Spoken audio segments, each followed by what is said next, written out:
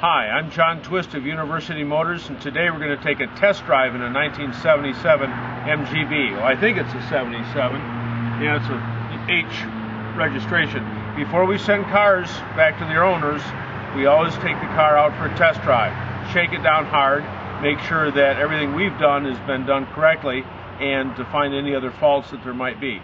So let's take a look around this car. I've got to record this into my tape recorder as I go. The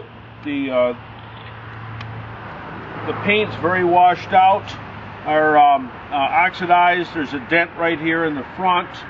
The front motif doesn't look very good. The front shocks are okay. Andrew's going to follow us around here. There's paint. There's paint on the rubber here on the windscreen, so it's been a tape and spray. The antenna's missing. I'm going to turn the lights on and walk around and take a look. It's got a new soft top, but back here Andrew can come in on this and look. The guy's had a for sale sign on it, and so when you take the tape off, it leaves some nasty sticky things. I'm not sure how we're going to get that off, probably with mineral spirits. We'll come around here and take a look at the lamps and see if the lamps are working.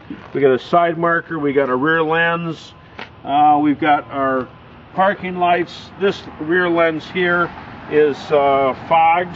Looks foggy, must be a aftermarket lens. It's cracked on the top. Our side marker is illuminated. Our side marker and headlight, the parking light are on up here, and they are here. So now we're going to get in the car and take it out for a spin. For our information here, I got to write down the mileage. That's 27,211, and the VIN, which is GHN 5UH430933G. Try my bright light flashers. I can see that they work here, although I'm not sure. I don't like the bright light flashers. The switch isn't working well. The horn works. The interior light works. Does the interior light work with a door? Yes, it does. That's very cool. Turn the ignition on. Try our windshield washers. They do not work. Single wipe works. We'll take a look at the blades. It looks like the right-hand blade is kind of crappy. The handbrake warning light works. I have hardly any fuel. Why would someone bring their car to the shop with hardly any fuel in it? That's the way it is. We've got about 80 pounds, 75 pounds or so of oil pressure. That's good. Our clock works. Our fan does not work. The heater fan. Now the first part of our test drive here is right up to speed. It does not want to go. It's tugging at me. It's not free to move at all. Here we go. Now it seems to have picked up some power. We're driving along here. Our steering wheel is almost straight on, almost at 12 o'clock. Maybe it's canted a little bit to the left. Our fresh air vents on the dash, those are nice and positive. The big fresh air door on the underside, he works. Our hazards, we don't disturb the person behind us. Our hazards work. Our turn signals work.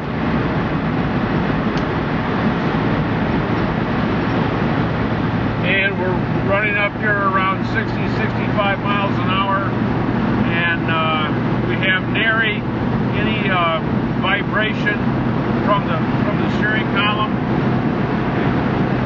All right, here we go up to our corner. It downshifts from 4th to 3rd, okay. Do a nice tight right-hand turn here, but we've got to be careful of the people coming out of their driveways. This is the more pastoral part of the drive here. Coming up, passing some farms and horses and pretty little road. This is Grand River Avenue. It starts just several miles north of here, and you can take it all the way from here right into the center of Detroit if you ever possibly wanted to do so. My temp gauge is now up to normal. Maybe Andrew can come in on the temp gauge. My temp gauge is up to normal, so that's doing all right. I've got an exhaust buzz. I don't know if you can pick that up on the microphone there, but right at 2500 I've got a buzz from the exhaust. The exhaust is hitting either the frame or something. Right there, makes a pretty awful noise. My oil pressure is still running up around 75 pounds or so, and I'm going to jerk the car pretty violently here. The cameraman will not be able to stay still, but I'm listening for clunks. There aren't any. I'm coming up on a relatively straight stretch here. I'm going to hit the brakes hard. My right rear tire locks up.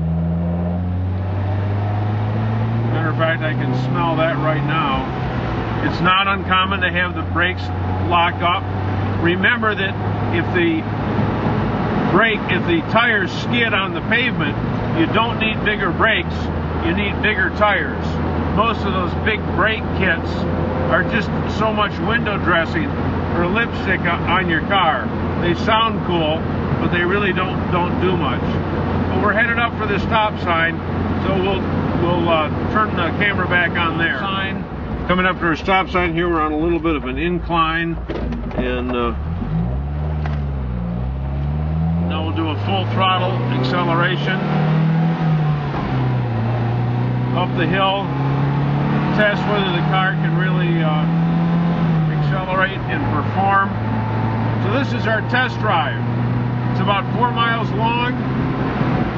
We do part of it in the driver's seat before we start, and then we do the rest of it at high speed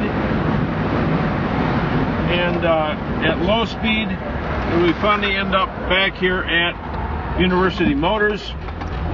And I have a complete list of everything that I found that I transcribe onto a piece of paper, so I'm able to tell my customer what the deal is with this car and whether it's good or bad, whether it's safe to drive. And my biggest concern with this one right now is it hardly has any gasoline. Hope you guys enjoyed the ride. We'll check with you tomorrow.